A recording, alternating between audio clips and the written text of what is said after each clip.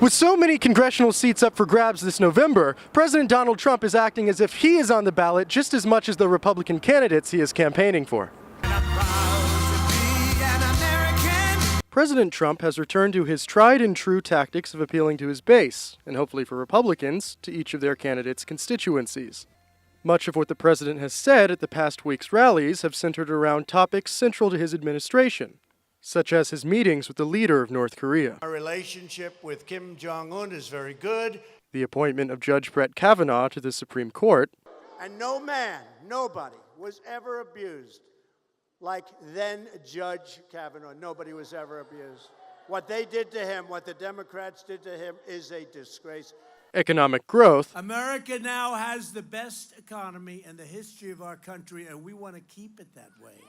And a move that has become a trademark of his rallies, blasting the press. The fake news is, in fact, and I hate to say this, in fact, the enemy of the people. The president's attack on the media has continued even with the recent mail bombing attempts made on the news outlet CNN, with the president claiming that such attacks have negatively affected the energy of his midterm campaigning. Now, we did have two maniacs stop a momentum that was incredible, because for 7 days, nobody talked about the elections. But above all else, Trump's primary target this election season has been a topic that has been central to his presidency: immigration. As we speak, Democrats are openly encouraging millions of illegal aliens to violate our laws, overrun our borders, and totally bankrupt our country, because that's what's going to end up. This past week, the president has declared that he wants to do away with birthright, which guarantees citizenship to those who are born in America. Congress has never passed a law requiring birthright citizenship for illegal aliens, and the Constitution does not, I say that to the media, does not require it. Read it. President Trump tweeted a GOP immigration ad showing an undocumented immigrant and cop killer. The ad accused Democrats of keeping the immigrant in the U.S., followed by footage of the migrant caravan headed towards Texas.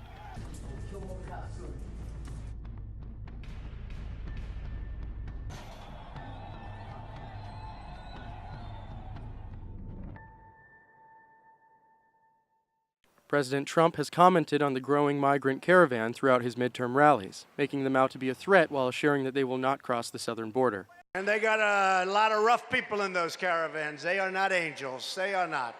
I tell them, turn back, and they're not going to be released. It's called catch, but we take the word release out. We're not releasing anymore. The president said last week that he would commit roughly 15,000 troops to the border, emphasizing the scale of the conflict. I took to the streets to see what New Yorkers thought about the president's immigration rhetoric during his campaigning, as well as whether his rallies are helping or harming Republican candidates. So tell me, in your opinion, do you think Trump's use of policies like immigration at his rallies are going to be effective for electing congressional Republicans? Yes. For Republicans, yes. They eat that up. That's fear-mongering and scare tactics. Fear the immigrant, the hordes. Open borders are coming, it's unbelievable. He's even said this, the midterm election is re-electing him. So vote for me. He'll keep you safe. So I think all the rallies are pretty much doing is exciting the people who are already going to vote his way anyways. You'll find a lot of his tactics and a lot of the moves that he uses are based around scaring the folks. And so as long as he can instill fear inside those who are fearful, right, he will be successful. There's a possibility that it might actually help him and help the congressional Republicans get elected. Public displays like this often will, of course, attract and inflame those who are sympathize with them, but I think they also rile up those who oppose it as well. I don't think they're going to be as successful as he'd like them to be. I think because his popularity is kind of waning a bit. I think what he has to say is good. I think the way he's saying it is not the best. I just don't care for what he's doing with immigrants and sending the troops down there. That's ridiculous. It's absolutely fear-mongering. It's extremely racist. It's playing on racist prejudices that people already have. But it's politicizing them, basically. But do you think it's working to get some of these Republican candidates elected in the long run? Well, it has worked because the Republican Party has complete power right now. They have all three, they have both houses of Congress and they have the White House. Well, I think it'll help the Republican base. However, as a whole, it probably won't have much of an effect. Probably more harm. It makes the whole party appear worse and worse and more unpleasant. And I think overall it's damaging. As for the president, he denies critics' claims that he is using scare tactics, instead blaming the Democrats. No, not fear-mongering at all. Immigration is a very important subject.